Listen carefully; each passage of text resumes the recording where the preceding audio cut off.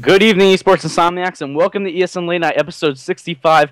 I am Joshua Hype Riley, joined here tonight by Michael Vickroy and Justin Waves. Mike, how you doing, man? I can't complain. It's just another night. Going to be interesting topics tonight. See what we can come up with. Waves is finally here. You had some personal things to take care of, but how you doing tonight, bud? Doing pretty good. Staying dry finally, so everything else is good. Yeah. If you guys don't know, Justin lives in an area that was recently flooded, and finally getting back, which is nice. So, anyway, guys, lots to talk about tonight. We're going to be discussing the CODWorldLeague, also the 18+ rule going into Black Ops 3. I know a lot of you guys might not know everything going on, and honestly, we don't know the full situation either because not a lot of things have been fully announced yet. So when that stuff is, obviously, we'll be changing some of our topics and some of the discussion to reflect that. But what we know today is what we're going to be talking about. Also, after we get going a little bit, Temp will be joining us from Temp from Denial. We'll be coming on to talk about, this past weekend, his team's amazing performance, along with where he's going to go from here. Because, obviously, 18+ will affect him. So we're going to talk about how he feels about it and where his gaming career is going to go. Mike, Justin, any points you want to hop into there before we get going? I don't have anything in particular. Mike, you got anything? No, we'll wait till he joins up and, get going with that. But we can go ahead and start talking with the 18+ situation now. Yeah, so let's just go through here and talk about everything we already know, and then go from there. So, guys in the chat, before we start a discussion, make sure you let us know if there's anything you feel, what your thoughts are on the situation. We'll kind of read some of your opinions as we go throughout the show, as always. So, essentially, all we know right now is the CODWorldLeague, and only the CODWorldLeague, is 18+. We don't know anything else. That's all we really know right now. So the CODWorldLeague is the only thing we know. We don't know about any other event hosts, what they're doing, anything like that whatsoever. So that's very important to note. Also, like I mentioned again, we don't know if UMG is going to be hosting events. We don't know if MLG is going to be hosting events. We don't know anything about who's hosting specifically. So yeah, that's the main thing with the 18+ rule. Guys, thoughts on this?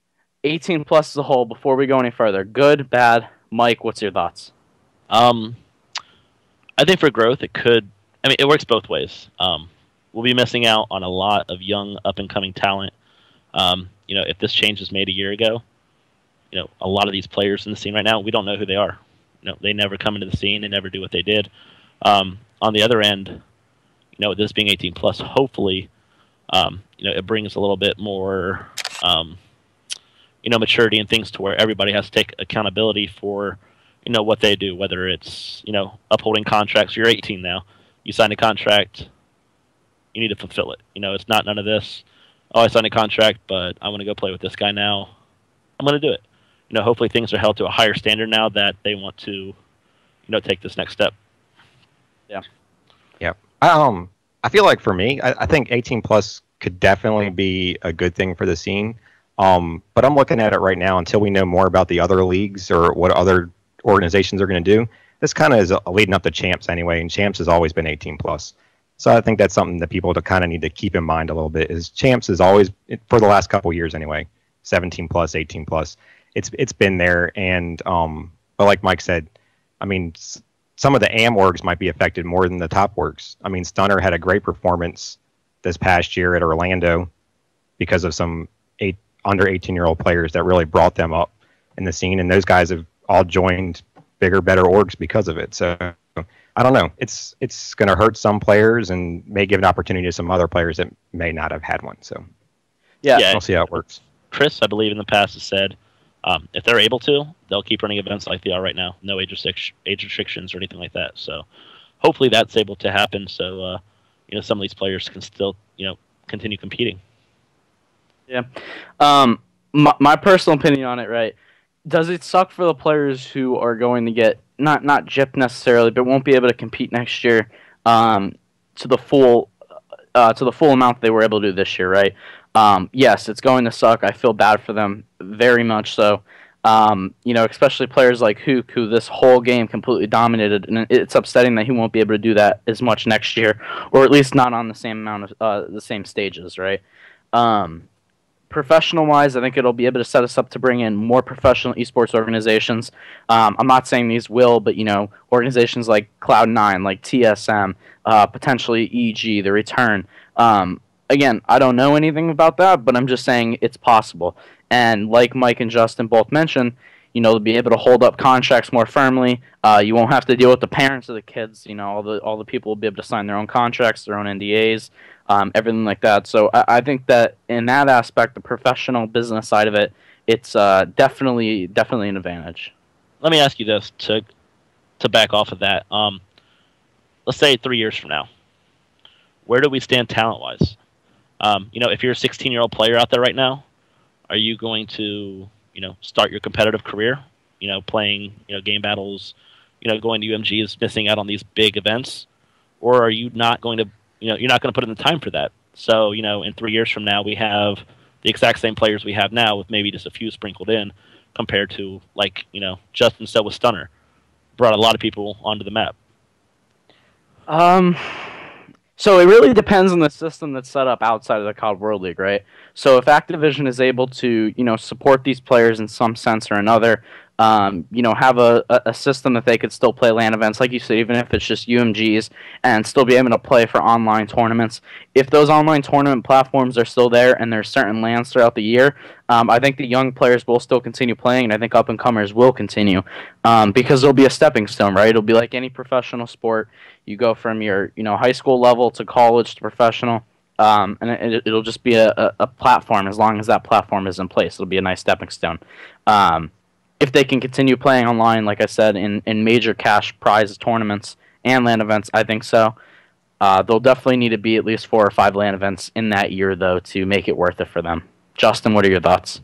Yeah, I think that sounds about right. I think the biggest thing, though, is like take for example this year and past year with COD Champs. So many of these teams got blown up anyway because COD Champs coming around and going to 18 and having to be at 18 and people wanting to form those teams. I think these makes these teams a little bit better because maybe they stick around a little bit longer together.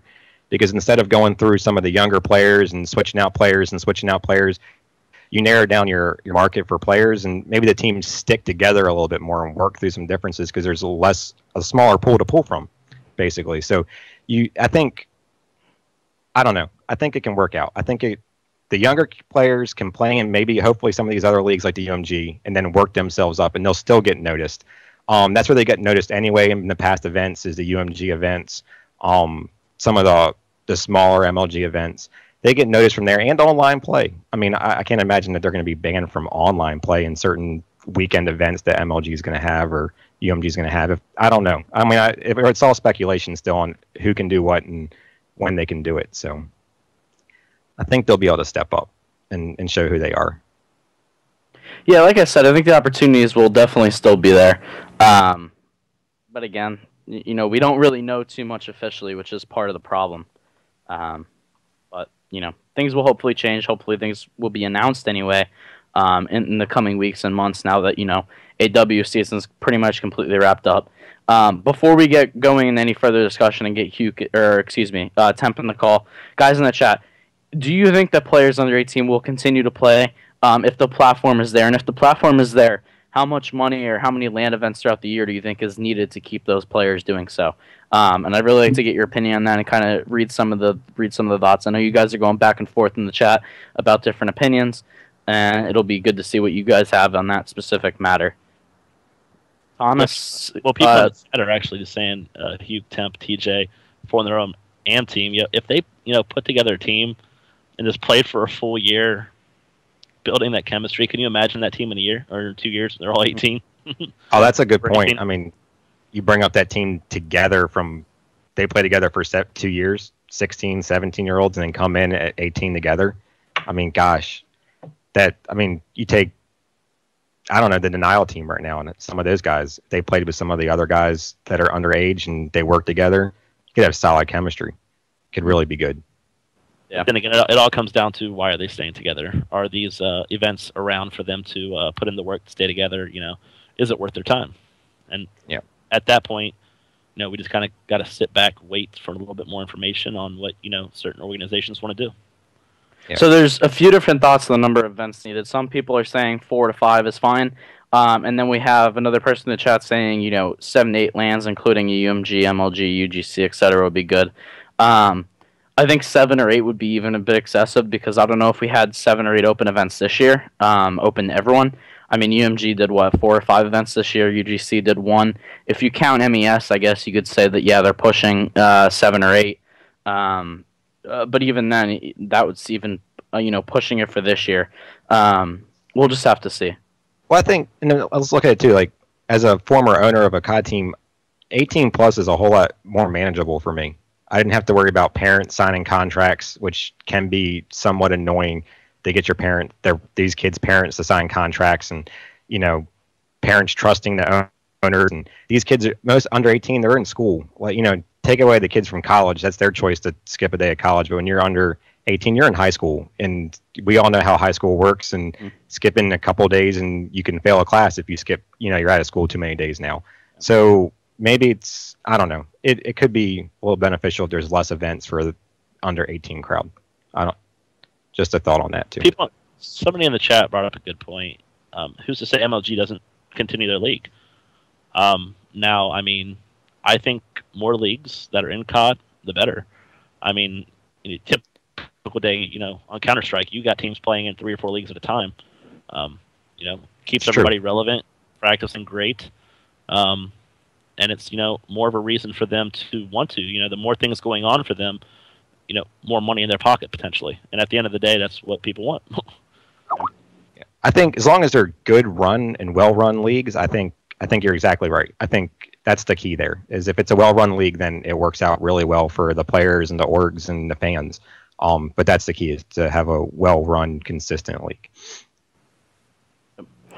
Okay, so obviously there's a lot to discuss. We all have opinions and things we want to say. But before we do, guys, we're going to be taking a quick break here. We're going to get Temp in the call and kind of see what his opinions are in this past weekend and the whole 18-plus situation, what he has planned going to Black Ops 3. And we'll go from there. Guys, we'll be right back. Please tweet the stream, and we'll see you in a little bit.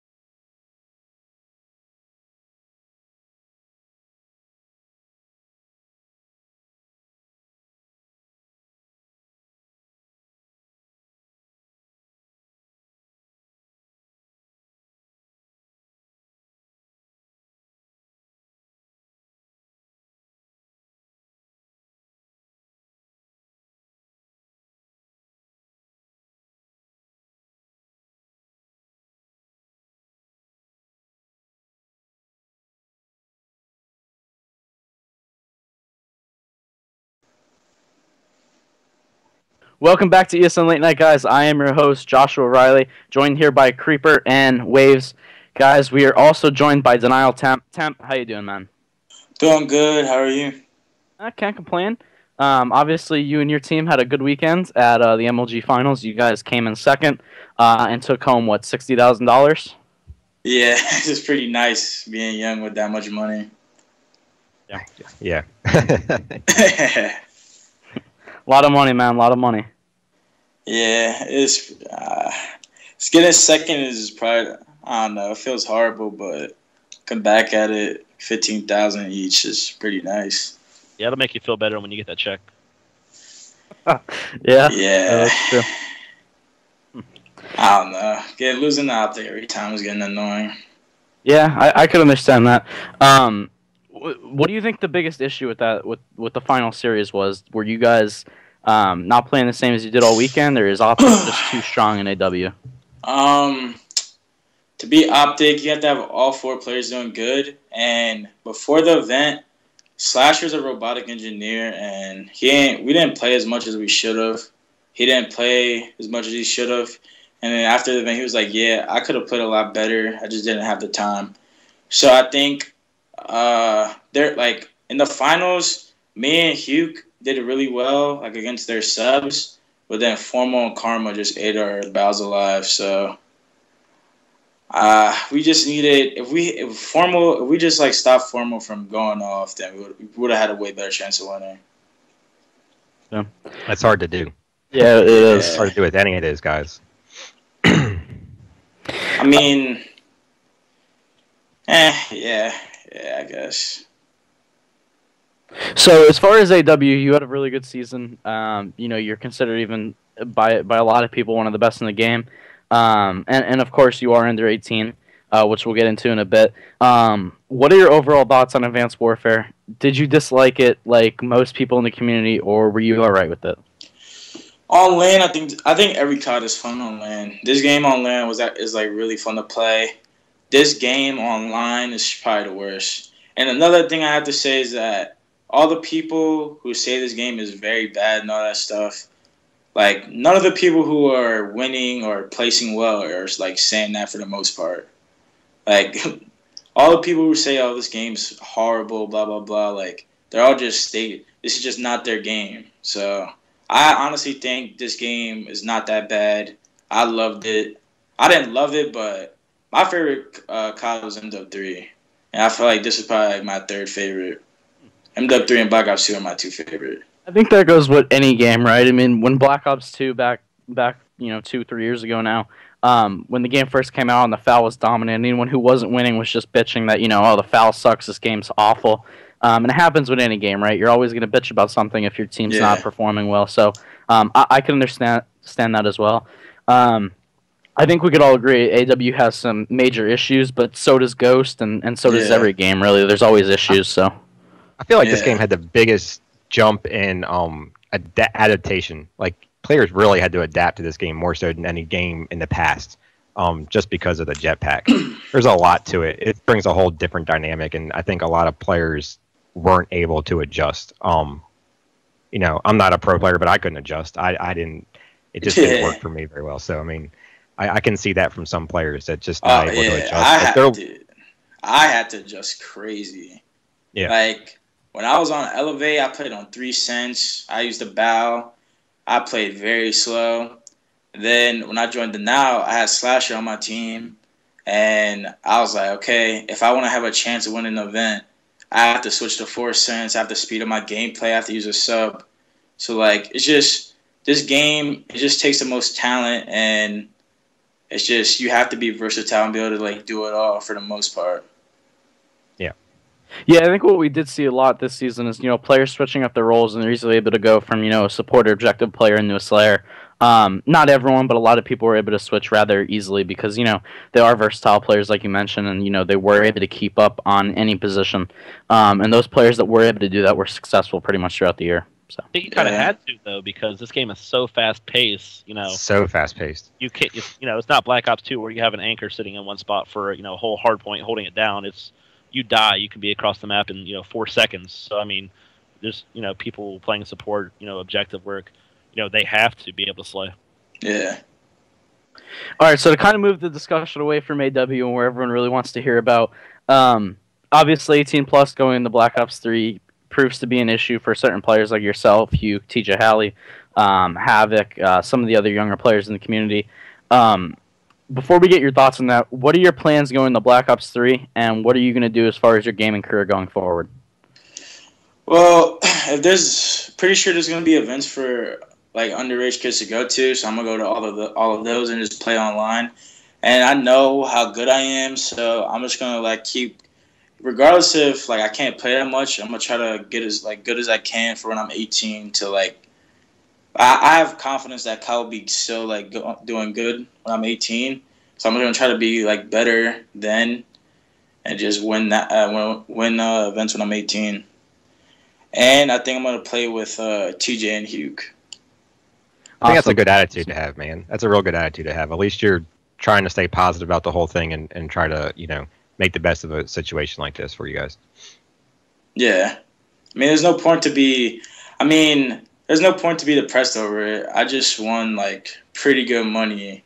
That's true. That's true. And by the time if I'm good when I'm 18, which I know I'm going to be good when I'm 18, it should at least triple, so... Yeah, I mean, in one weekend, you earn more money than most kids your age make in a year or even 2 years working, a part-time job at McDonald's or something like that. So, you got to be proud about that, and then plus all the other money we won throughout the year. So, either way, you're definitely making out well for sure. So, that's good. A lot of people in the community who are under 18 are, oh, this is awful. My COD career is done. I'm never going to be able to do this anymore, and, I'm not going to have the same opportunities. But, the opportunities are still there. You're still able to stream. You're still able to... create YouTube content, and not specifically you, just everyone in general. And I'm sure there'll still be opportunities to play. So I'm glad, like Wave said, you have a positive attitude and you're still willing to go forward. As far as your whole thoughts on the matter, do you think 18 plus for Call of Duty is a good thing or a bad thing? And keep in mind, we all understand you may be a little biased on it because obviously you are directly affected. Yeah. So, what are your general thoughts on the situation? I mean, I guess it makes there's only 4 under 18 kids in the league, and us 4, I feel like are pretty professional. But making it 18 plus is definitely gonna make it more professional. There's not gonna the open bracket players and the AM scene is pretty bad with yelling and talking crazy and there's that Niho videos on World Star, him screaming at the top of his lungs, stuff like that. But us 4 don't do that. And so I guess it makes it more professional, more mature. But that kid in Dota, he won 1.6 million and he's 15 or 16. I don't know how old he is. I think he's 16. 16. And I'm pretty sure the guy who works for Call of Duty who was talking to us, and they were saying I feel so bad for you guys. There's nothing we could do. He said that the reason it was 18 is because something to do with Europe and Australia, but it's not they said the only way we would be able to play is if they dropped Europe and Australia, and they said they would lose too much money from that, so they couldn't do it. So I understand it, but I don't know. It kind of just sucks for us, especially since we're TJ, we all placed top 3. All 3 of us placed top 3. We're obviously top players. So, and now we're just we're not irrelevant, but we're just not gonna be at the top. You guys are gonna have to sit back and wait for MMG to announce what they plan on doing it right now, basically.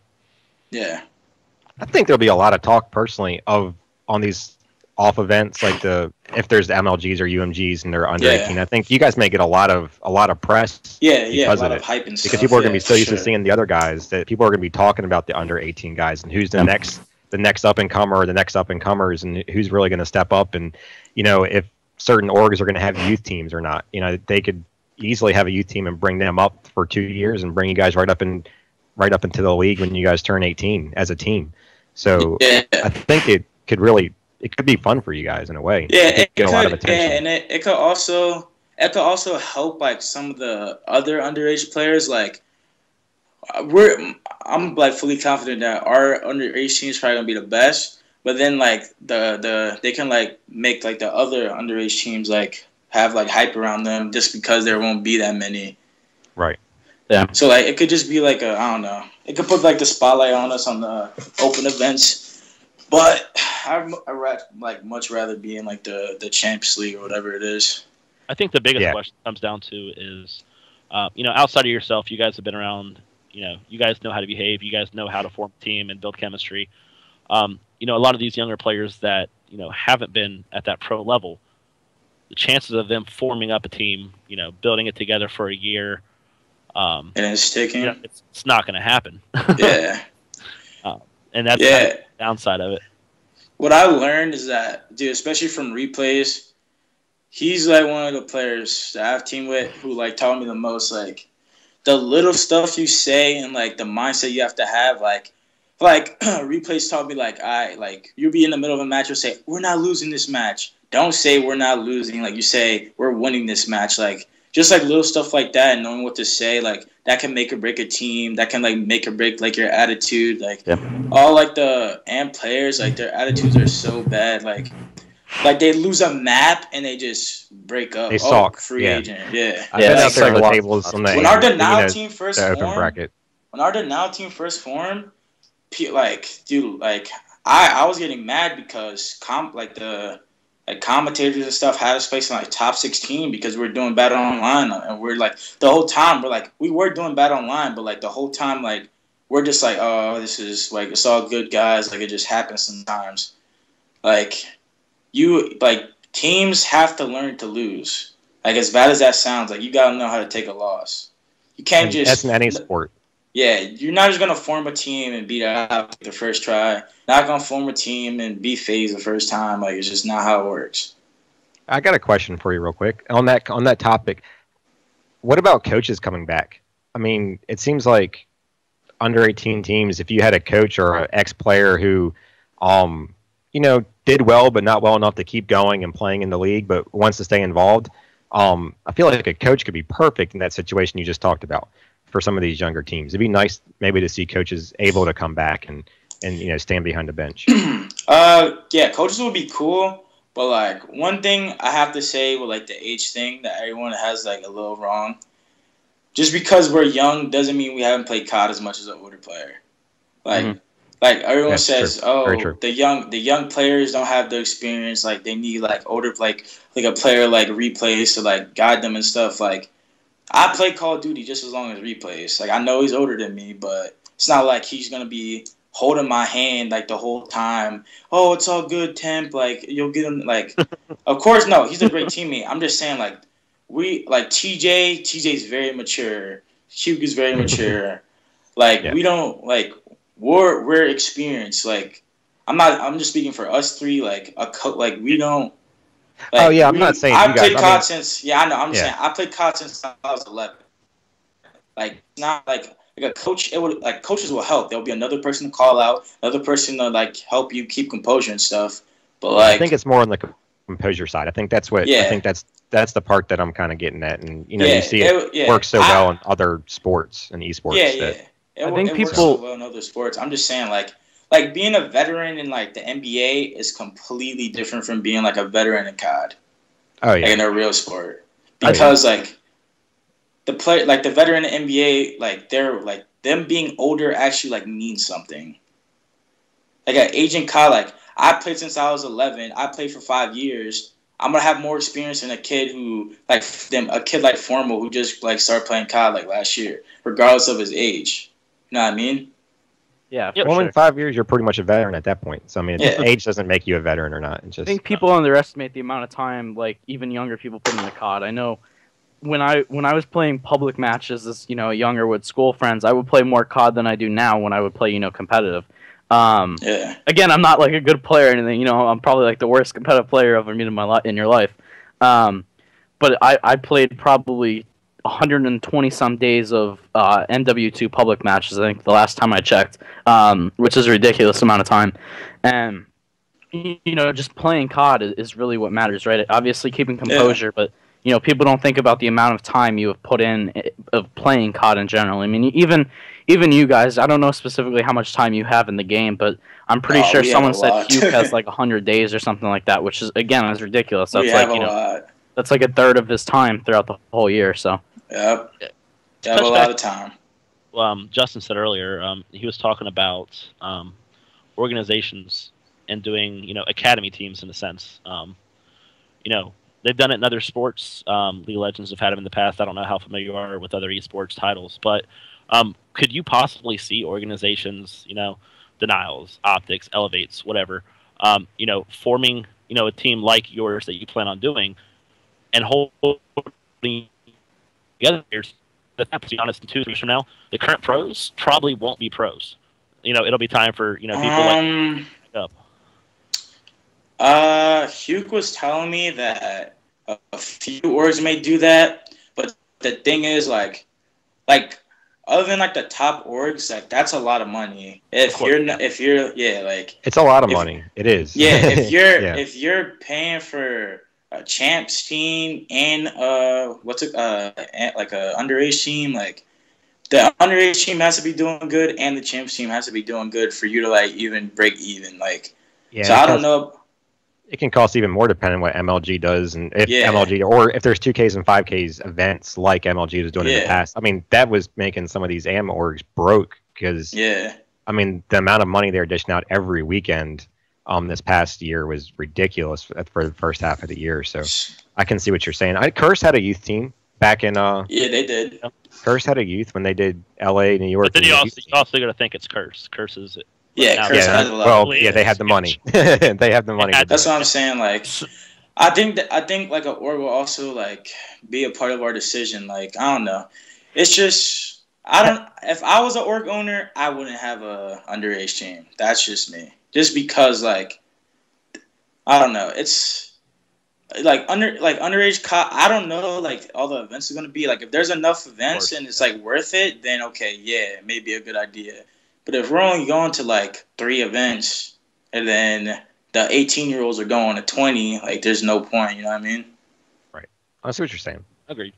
So I think that's kind of where we're hoping, with this new league, it attracts some of that outside orgs to come in, with this huge money. Yeah, I've heard that for sure. There's at least going to be like 3 new big ones. Yeah, probably like 80% sure. Yeah. So which orgs are they going to be? No, I'm just kidding.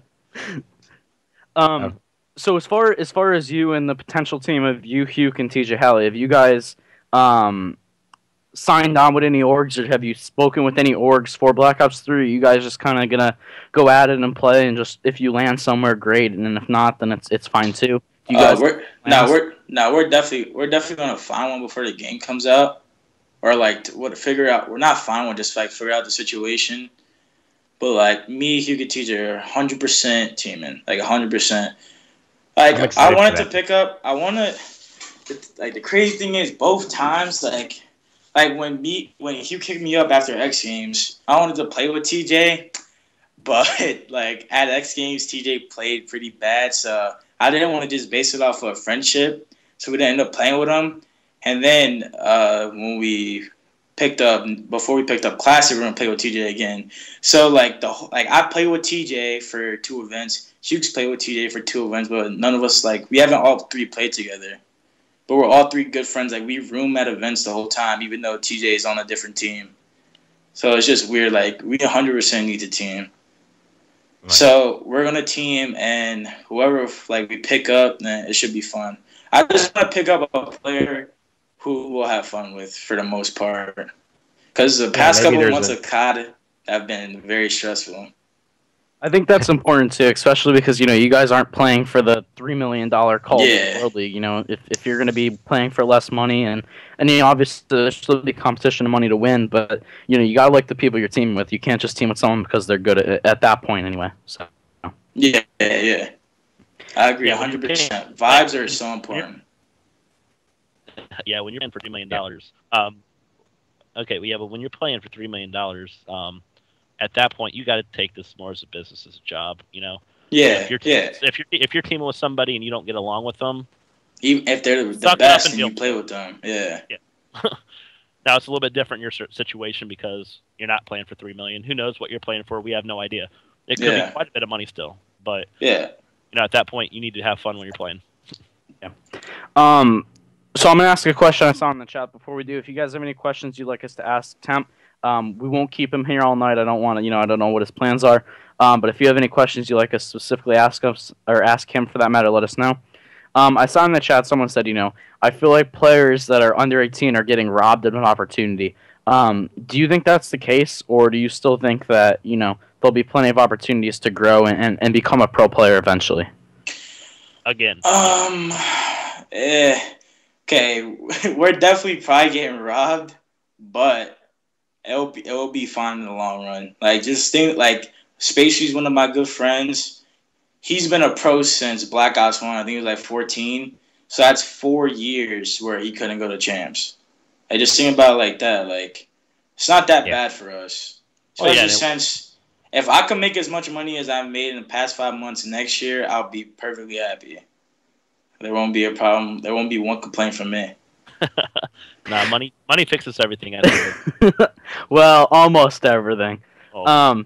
So as far as that goes, if you guys, specifically for you, and if you know anything about Hugh or TJ Halley, because you guys might not have as much competition next year, do any of you guys plan on maybe streaming more or creating more YouTube content specifically to kind of grow a fan base and an audience for when you are able to compete on the big stages? We should be. The funny thing is, like, every time like I'm in a call with someone streaming, like every person in their chat is like asking, like, even the same thing for Hugh too. Everyone's asking, yo, Hugh, when are you gonna start streaming? Tim, when are you gonna start streaming? I don't even own a computer.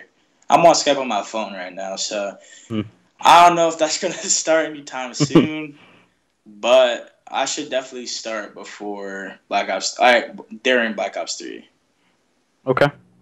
Well, that's good. I think a lot of people, especially fans of you and Hugh specifically, Pat, from this past weekend, will look forward to hopefully seeing more content from you guys for sure. So that'll be good. Python in the chat asked, Temp, would you switch to Halo if you became suddenly good at it, considering it's 16 plus and there's a $1 million tournament? I don't know about your Halo skill. I'm not sure if you've even played it before, but would that be something you considered if you became good at the game somehow? I could, if Hugh and TJ wanted to try it, I would. I wouldn't like try to do my own thing and like play with different kids. No. And I played Halo, but I don't think I was that good at it, to be honest. But at the end of the day, it's a different game. At the end of the day, it's a shooter. If I put my mind to it and like focus hard, I'll be able to be pretty good at it. I don't know if I'd be on the level to win though. So that's like another thing. Like, I'd have to like see potential in myself to even like try that hard. If I played it for a week and I was like, alright, there's no way I'm gonna be good enough to win an event in this game, then I would just give up. Like COD, I'm good enough to win an event, so I'm gonna stick to this regardless of like how much money's in another game. Someone in the chat, Concept, just said, so you won all that money this weekend, you haven't bought a computer. Is that what you plan to do with that money? I don't know. I may maybe now. There you go. Smart. Dude, it's crazy. Like I just got my credit card like 2 months ago, and like my mom always obviously bought me everything. So then like I went to GameStop and I was about to just buy a whole bunch of games, and I realized like this is actually coming out of my bank account. I just put them all back. Yeah. So I'm like really stingy on my money. You sound like you got a good head on your shoulders, man, for being as young as you are. So that's major props. I didn't even get a credit card until I was like 26. I was scared to death of it. I know I'd be. Oh, not a credit card, debit card. Sorry. Yeah. Okay. Yeah. All right. Well, yeah. Still, it works the same way. You can swipe it real fast. Yeah. Yep. I went to Cheesecake Factory at season 3. I did not know it was gonna be $40, and they asked me to go. They asked me to go again at Worlds, and I said no. Just no. I'm not spending $40 on that. There's no way. Yep. We were at COD Champs, and I went to dinner Sunday night, and we went to it was one of the restaurants right next to the venue, and I got a steak, and I didn't even bother looking at the price because I was like, oh, whatever. And it was like $60. I almost cried. You know what I mean? It was like, oh man, can't be doing this stuff, man. But so there's someone continuously spamming. I know we've talked about the possibility of AM events, events allowing under 18 competitors to compete.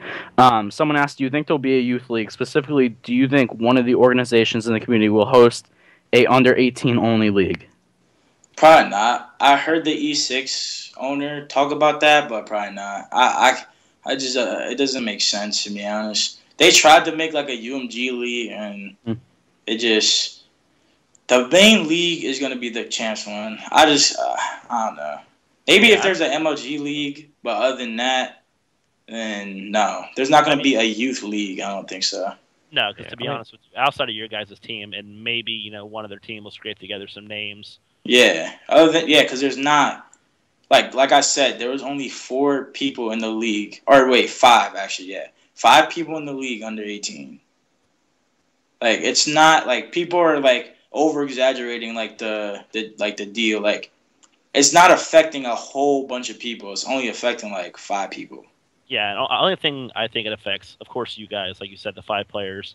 The only thing that worries me is, if this would have happened a year ago, they made these changes. We don't know who 4 of you guys are basically. Yeah, that's true. That's also true. I agree with that. That's the only thing I'm worried about is because if a 16-year-old is like, man, I want to get into this, but I got to wait 2 years. Do I really want to do this? Oh, yeah. That's the only thing. Yeah, I agree. I didn't even think of it from that perspective. 100%. That makes sense. I think it's important to note, too, that, like Justin said, you have a good head on your shoulders, and you also seem to understand the business side of esports as well, not just, the side of, oh, this sucks, man, because a lot of people that are under 18, especially, the amateurs in the community are constantly tweeting and complaining, and they don't understand the business aspect of it and the amount of money that's really put into the scene to make things happen. So I think it's really good that you have a good understanding of that. So the reason why I'm not as mad as I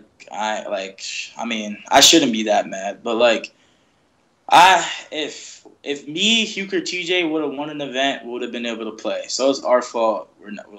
It's our fault in a sense. Like the guy literally walked up to me and said, "If you win the event, we'll have to make something happen." I tried my best, but we just didn't win. So at the end of the day, like if I could have played better, did something else, like I could have been able to play.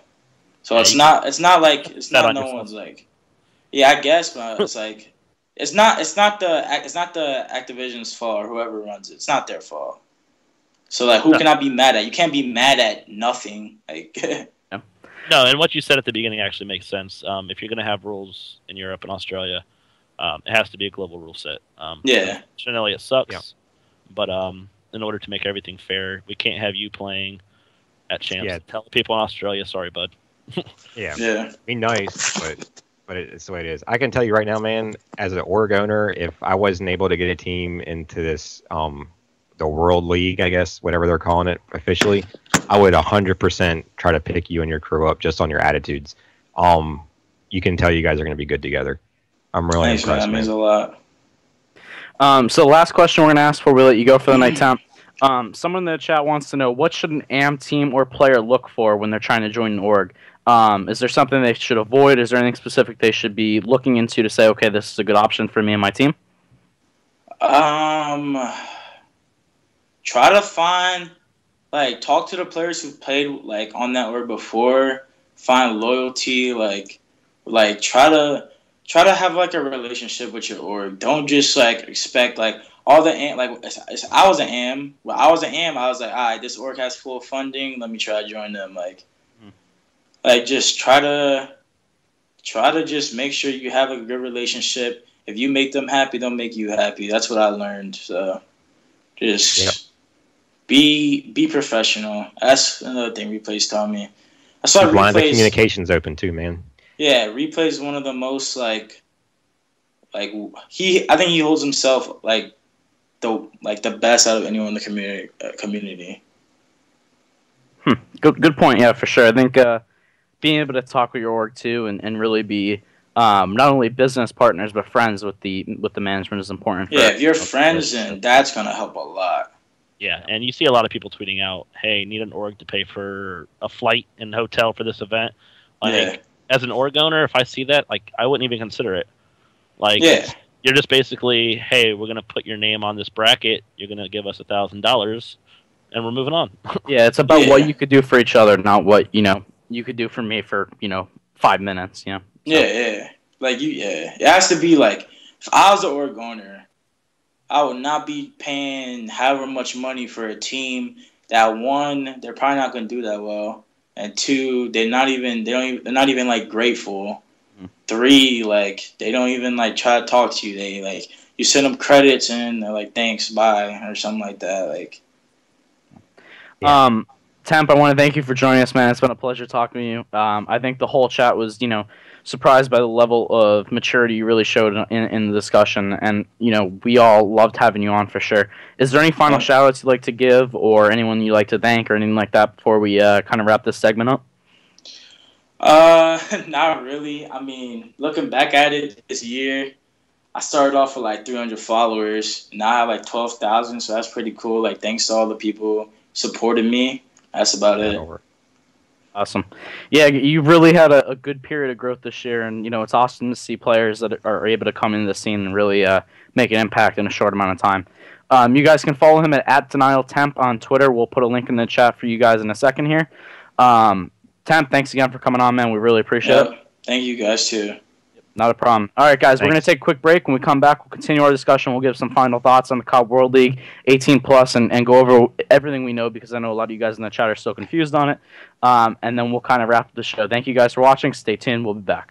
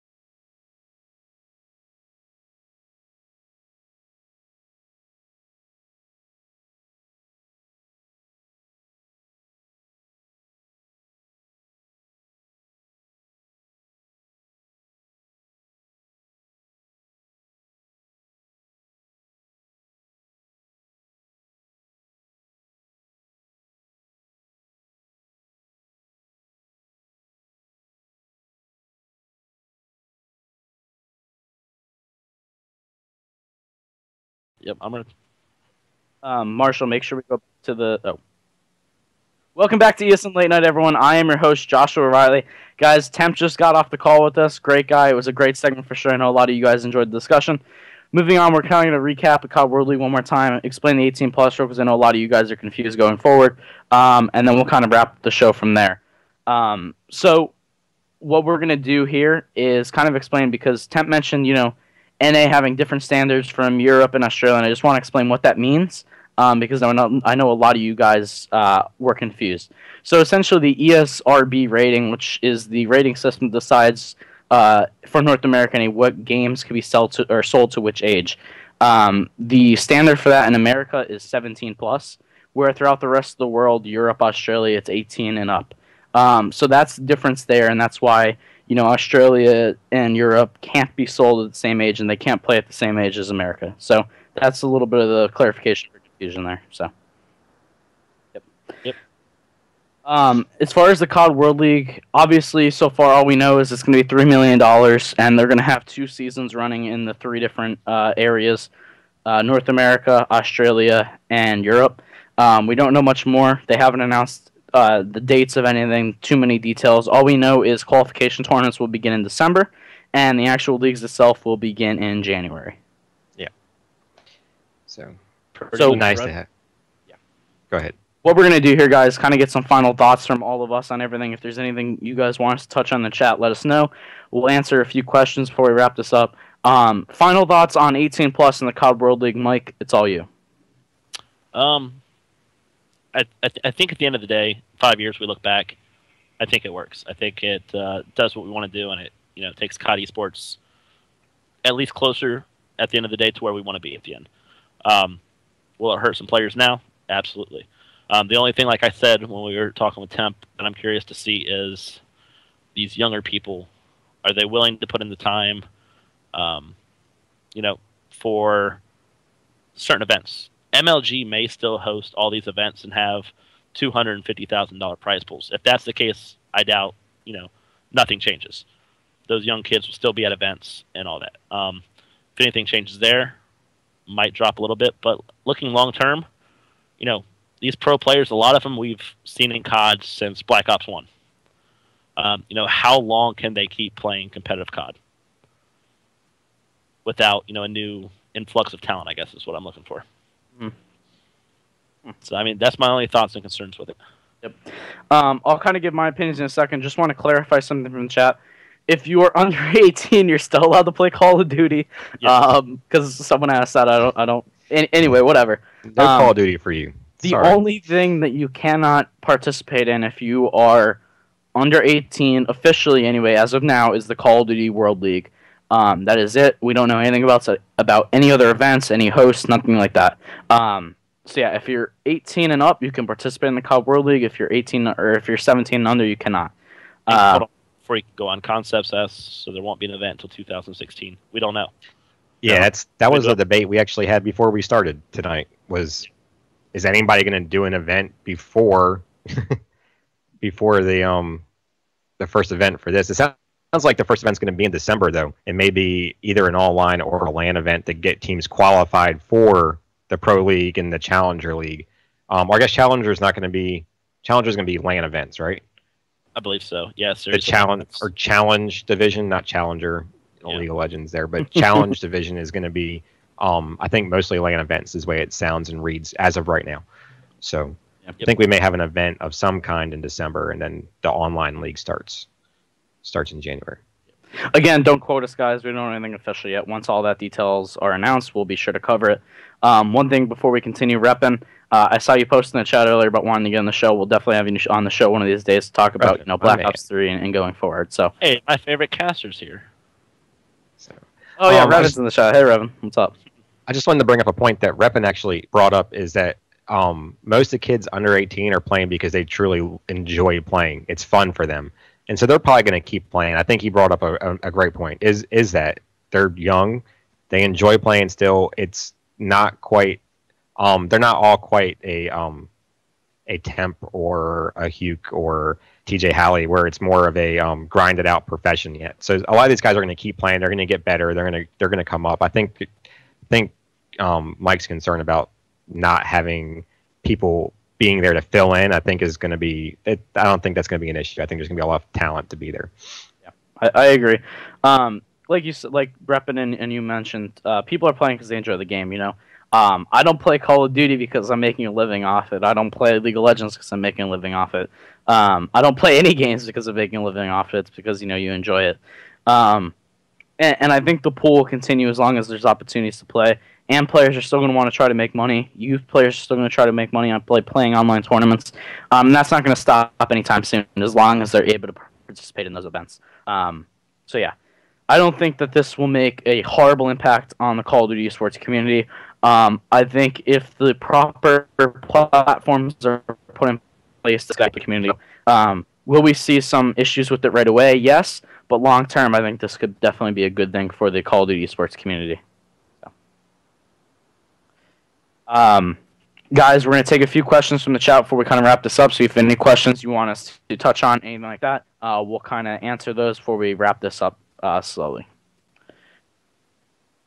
Your team got it. Oh. Yeah, talking RuneScape right now. Yeah, talking RuneScape.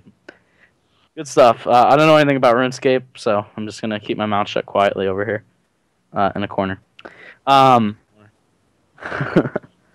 But yeah, I think it's also important to keep in mind, guys, that we don't know official things yet. We don't know who's hosting events. We don't know any of that. And I know I've said this 50 times so far during the show, but it is important to keep in mind. So yeah. Voodoo wants to know, Justin, who's your favorite person?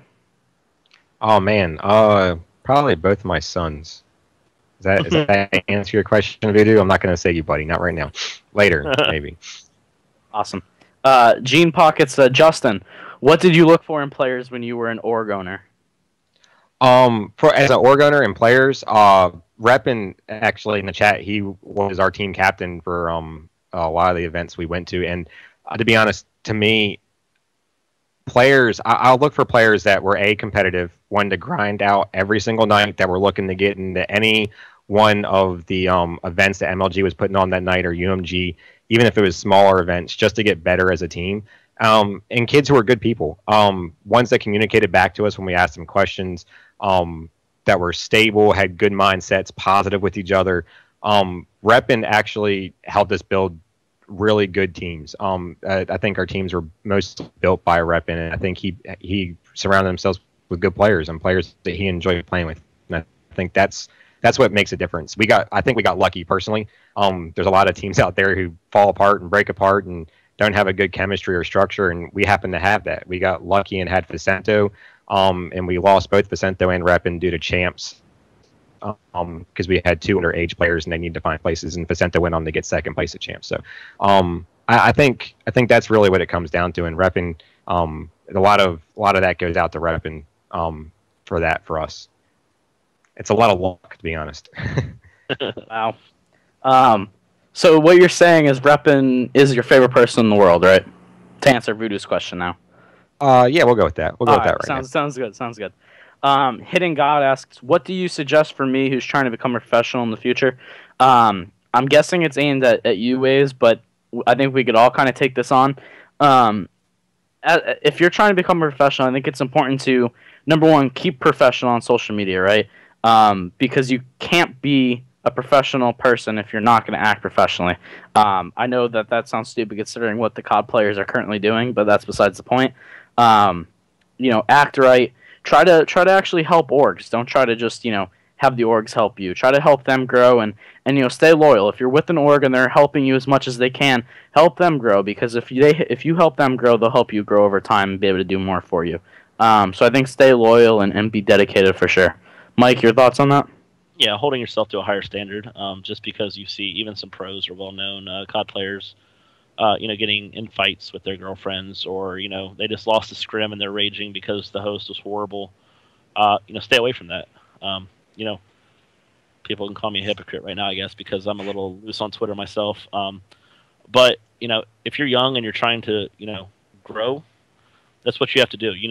Don't worry about just playing competitive COD. If you have the abilities to stream, like Josh said earlier, start your YouTube. Growing your fan base is huge, because, yes, you may want to be a competitive pro COD player, but in 3 years' time, you may realize YouTube is working better for me. Streaming is working better for me. And at that point, you have multiple options. Yeah.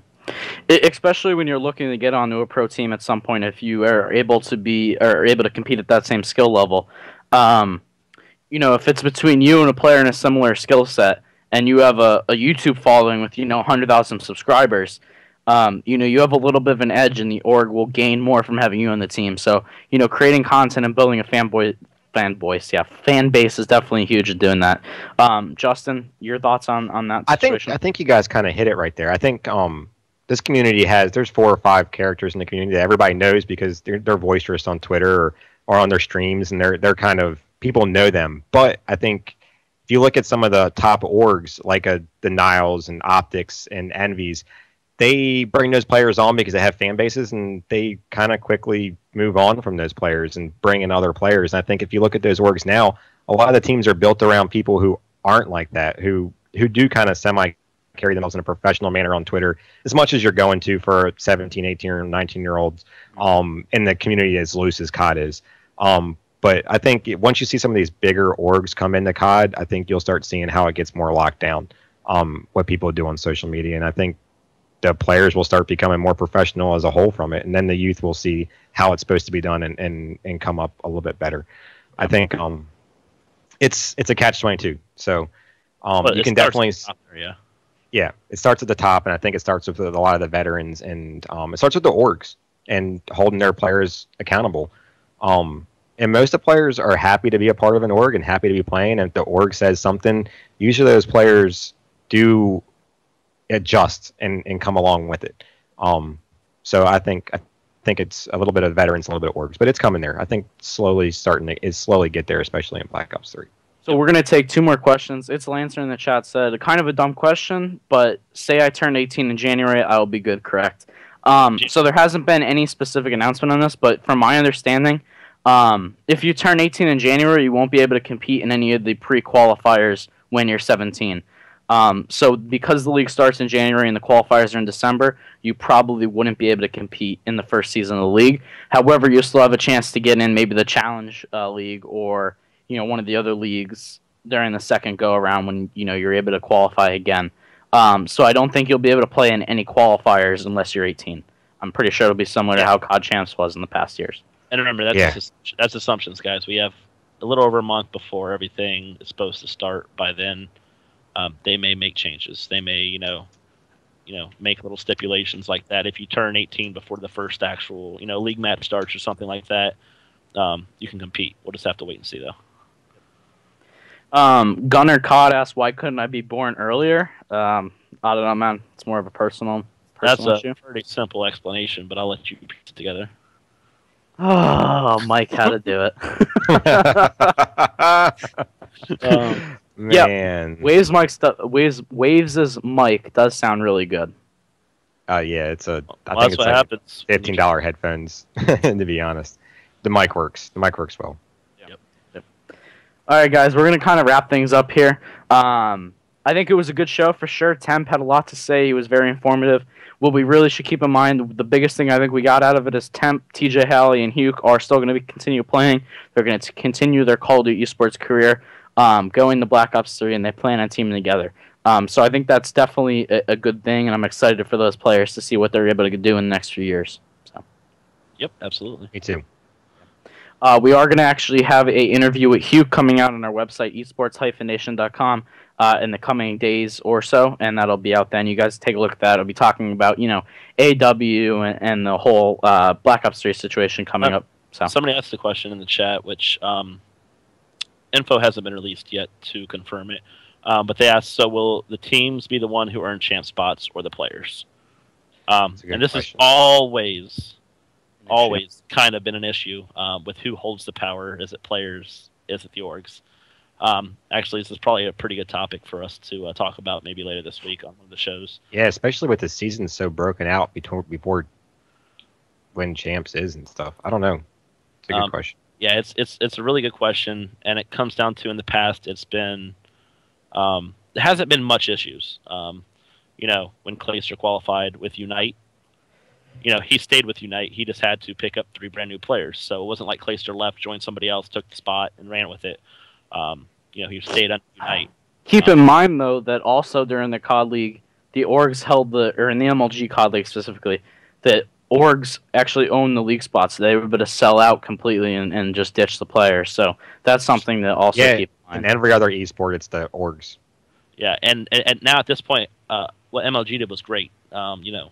Big prize pools. You're paying people to play in the league, but we don't know the official prize pool for the actual championship at the end of the year or fall this time next year. But that could be huge. You played with this team for 7-8 months. You guys have qualified. You got a spot, and all of a sudden, they don't want to play with you anymore. What happens at that point? Because that's big money. Oh yeah, it's not it's not something to play around with. So money talks though, so people may get over some feelings real fast with that much money on the line. Yeah. Concept said there should be a free agent period. I'm sure there will be between seasons. So the way it'll be set up, there'll be an online season and then a LAN regional final for each of the regions, and there'll be 2 of those completely before COD Champs. So we don't know full dates or anything, but yes. A lot of the things about teams and players, that should be probably a discussion for later in the week or in the coming weeks. Yep. Just to give you guys an update, essentially we're going to try to do shows every Tuesday, Thursday, and Sunday. If topics are light or things change, technical issues, anything like that, we'll let you guys know. But that's the plan for now. A lot of our shows leading up to Black Ops 3 will be Black Ops 3 related. How the system will be set up, any roster changes they're announced, things like that. So yeah, guys, final thoughts before we head out. I don't have much. Like Josh said, from now until the release of Black Ops 3, a lot of stuff we'll be talking about is in the game. If they make changes to certain things, we'll bring up, talk about. But roster changes is going to be the big thing. They're going to happen. I'd say hopefully before Thursday. Yeah.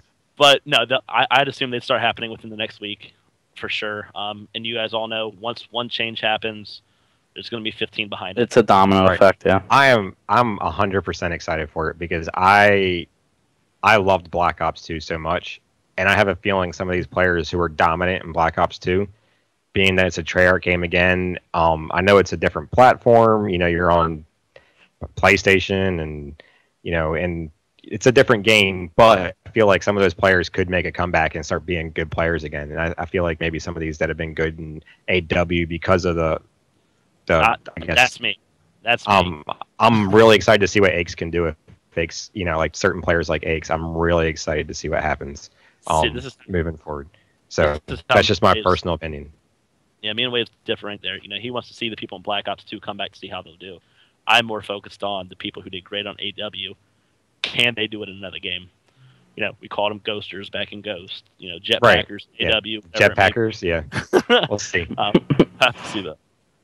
We'll see. Yeah. The thing you just linked in the chat, concepts, that was from the Call of Duty Championships last year.